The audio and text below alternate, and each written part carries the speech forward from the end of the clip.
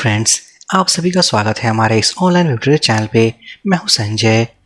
इस video session में guys हम एक और अमेजिंग टॉपिक के बारे में डिस्कस करने वाले हैं, दैट इज कि प्लगइन डीएक्टिवेशन हुक क्या होती है, किस तरीके से काम करती है और इसका क्या यूज़ है। साथ ही साथ इसी कॉन्सेप्ट को यूज़ करके पिछले वीडियो में जो हमने टेबल को क्रिएट किया था हम उसे ड्रॉप भी करेंगे।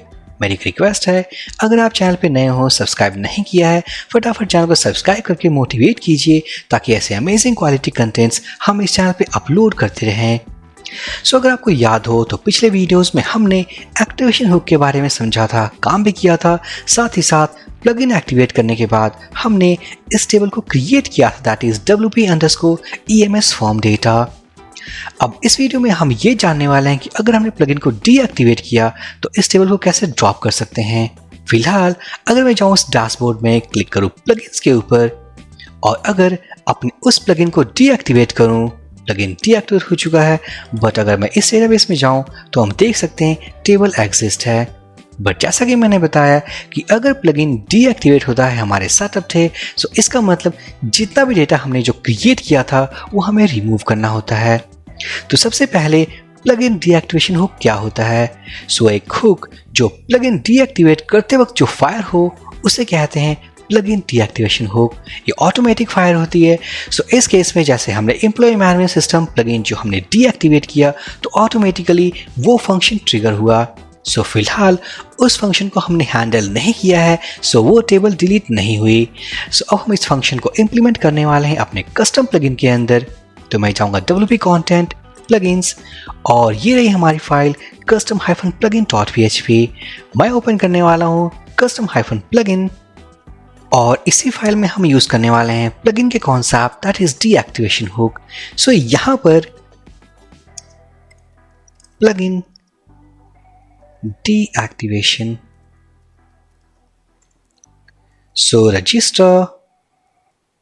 रजिस्टर डीएक्टिवेशन हुक एक फंक्शन है वर्डप्रेस का। इसके अंदर जो हमें पास करना है that is plugin main path. इसका मतलब ये जो फाइल है ये प्लगइन की मेन फाइल है, उसके पाथ को पास करना है। मैं यूज करने वाला हूँ PHP का magic constant, that is _file_। उसके बाद जो नेक्स्ट वैल्यू में पास करना है that is all about a callback function. उस कॉलबैक फंक्शन के अंदर हम उन सारे लॉजिक्स को लिखने वाले हैं जिस लॉजिक के थ्रू हम उस टेबल को ड्रॉप कर सकें। यहाँ पर होगा EMS, इसका मतलब एम्प्लॉय मैनेजमेंट सिस्टम _drop_table। मैं इस कॉलबैक फंक्शन को कॉपी करेंगे और हम इसे यहाँ क्रिएट करने वाले हैं। Function EMS drop table. अब जैसा कि हम जानते हैं कि फिलहाल अभी के लिए हमने एक टेबल को क्रिएट किया अपने डेटाबेस में ऑन प्लगइन एक्टिवेशन। प्लगइन के डीएक्टिवेशन पे हमें उस टेबल को डिलीट करना है। टेबल को डिलीट करने के अलावा हमारे पास काफ़ी सारे ऑप्शंस हो सकते हैं। फॉर एग्जांपल अगर हमने प्लगइन को थोड़ा एडवांस पे क्रिएट किया होता, लाइक अगर प्लगइन एक्टिवेट करते वक्त हमने कोई पोस्ट क्रिएट किया होता, पेजेस क्रिएट किए होते हैं, कोई सेटिंग्स को क्रिएट किया होता, तो उन सभी चीज़ों को डीएक्टिवेशन के वक्त हमें डिलीट करना होता। यहाँ पर अभी तक हमने जो क्रिएट किया है दैट इज ओनली टेबल। हमें सिर्फ टेबल को ड्रॉप करना है। यहाँ पर हम कैसे कर सकते हैं, सबसे पहले इस कॉलबैक फंक्शन में हम यूज करने वाले हैं ग्लोबल wp-db ऑब्जेक्ट। उसके बाद हम लिखने वाले हैं MySQL क्वेरी और इस क्वेरी में हम ये बताने वाले हैं कि हम टेबल को ड्रॉप करना चाहते हैं। SQL = drop table and table name. इसके बाद जो टेबल नेम है, अगर आप ध्यान दो, अगर मैं जाऊं अपने PHP मैडमिन के अंदर, मैं टेबल के नेम को कॉपी करूंगा और अगर मैं इसे यहाँ पुट कर दूं ये टेबल नेम है wp_ems_form data। ये जो प्रीफिक्स है इसे हम गेट कर सकते हैं wp-db प्रीफिक्स प्रॉपर्टी को यूज करके। यहाँ पर मैं अगर कहूँ prefix equals to wp-db and prefix variable। हमारे पास जो ये wp_ वो हमने गेट कर लिया है, तो हम इसे कॉपी करेंगे। कॉपी करने के बाद मैं इसे रिमूव कर देता हूँ। अब जो टेबल नेम हमारे पास बचा that is EMS form data. मैं यूज करने वाला हूँ कर्ली पेयर्स। मैं इसे पास कर दूंगा ये क्योंकि टेबल प्रीफिक्स है। मैं इस पूरे नेम को कॉपी करूंगा, अपने क्वेरी में जाऊंगा, drop table and table name. उसके बाद जो हमने डेटाबेस ऑब्जेक्ट को जो यूज़ किया है मैं इसे कॉल करूँगा wp-db और हम कॉल करने वाले हैं क्वेरी मेथड। इस क्वेरी मेथड के अंदर हम पास करने वाले हैं अपने MySQL क्वेरी। मैं इसे कॉपी करूंगा और पुट कर दूंगा। सो ये रहा हमारा complete process to drop a table from database on plugin deactivation. So हम सेव कर देंगे, ब्राउजर पे जाएंगे, मैं जाऊंगा प्लगइन्स वाले सेक्शन में। सबसे पहले हम इसे ड्रॉप कर लेते हैं। हमने ड्रॉप कर दिया, वो टेबल एग्जिस्ट नहीं करता। Total number of tables equals to 12।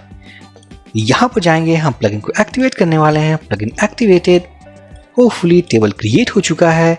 अब अगर मैं डीएक्टिवेट करूँ, प्लगइन डीएक्टिवेटेड। अब अगर मैं जाऊँ स्ट्रक्चर, तो हम देख पाएंगे टेबल डिलीट हो चुका है। सो सक्सेसफुली ये छोटी सी कॉन्सेप्ट को हम यूज करके अपने किसी भी टेबल को ड्रॉप कर सकते हैं।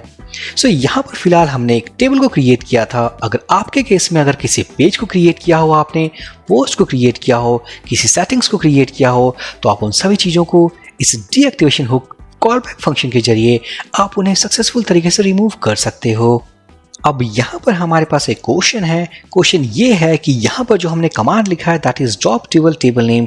फॉर एग्जाम्पल, जिस टेबल को हमने यहाँ पास किया है वो एग्जिस्ट नहीं करता है।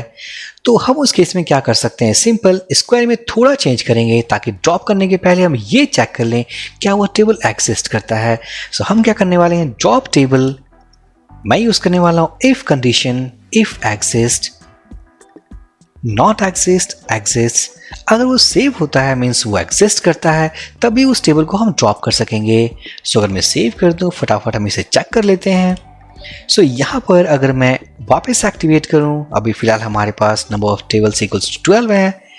Activate table equals to 13, table created. अगर मैं डीएक्टिवेट करूँ, प्लगइन डीएक्टिवेटेड, रिलोड करूं, अब वो टेबल ड्रॉप हो चुका है। सो सक्सेसफुली गाइस, ये थी हमारी कंप्लीट कॉन्सेप्ट कि प्लगइन एक्टिवेशन के वक्त हम टेबल को कैसे क्रिएट करें जैसा कि हमने क्रिएट किया था, और डीएक्टिवेशन के वक्त हम टेबल को कैसे ड्रॉप करें। सो आई होप ये वीडियो काफ़ी इन्फॉर्मेटिव होगा आपके लिए। सो प्लीज़ लाइक कर दें, कमेंट कर दें, चैनल को सब्सक्राइब कर दें। हम मिलते हैं नेक्स्ट वीडियो में। So for this video session guys, thank you for watching and have a great day.